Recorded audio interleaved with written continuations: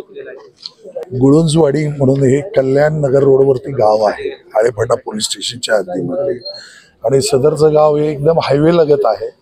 गावामध्ये मंदिर आहे, शाळा आहे, स्मशानभूमी आहे. आणि नगर ते कल्याण हा जो हायवे आहे NH61 आहे. आणि नगरपासून नगरच्या दिशेकडून येणारा जो गावापासून 3 किलोमीटर अंतरावरती 2 किलोमीटर अंतरावरती उताराचा भाग आहे, आणे घाट त्याला म्हणलं जातं. त्या नगर बाजूकडून येणारा जो ट्रक आहे हा तो भरधाव वेगात आला होता. आणि त्याच दरम्यान गावातील एक प्रतिष्ठित नागरिकांचे अंत्यविधीसाठी ही नागरिक सगळे जमा झाले होते. अंत्यविधी करून हे आपापल्या घरी जात असताना हा ट्रक अंत्यविधी यात्रेतून जाणाऱ्या लोकांच्या मध्ये घुसून तिथे अपघात. त्या नगर बाजूकडून येणारा जो ट्रक आहे हा तो भरधाव वेगात आला होता.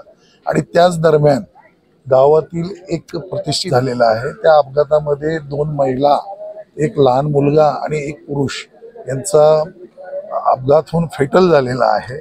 आणि इतर काही 3 मोटरसायकली आहेत त्यांनाही त्यांनी धडक दिलेली आहे. आणि आळेफाट्याकडून नगरकडे जाणारे जे 3 कार्स आहेत त्या 3 कारला पण त्यांनी धडक दिलेली आहे. त्यामध्ये सुद्धा ती जखमी आहेत. सर्व जखमींना प्रायव्हेट रुग्णालयामध्ये आळेफाटा हद्दीमध्ये उपचार सुरू आहेत.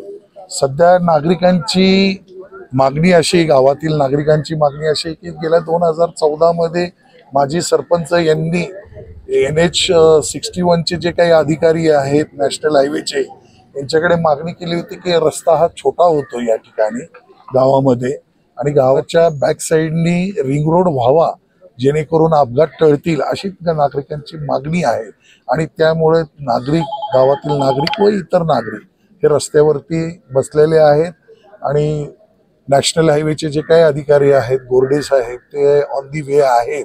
एक 10-15 मिनिटांमध्ये पोहोचतील.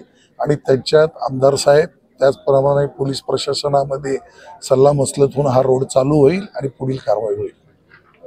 Thank you sir. राजकारण, समाजकारण, शेती, उद्योग, गुन्हेगारी यातील नवनवीन घडामोडींसाठी आजच हिंदवी न्यूजला सबस्क्राईब करा आणि बेल आयकॉनवर क्लिक करायला विसरू नका. महाराष्ट्रातील एकमेव निपक्षपाती चॅनल म्हणजे हिंदवी न्यूज, सर्वसामान्यांच्या न्याय हक्कासाठी.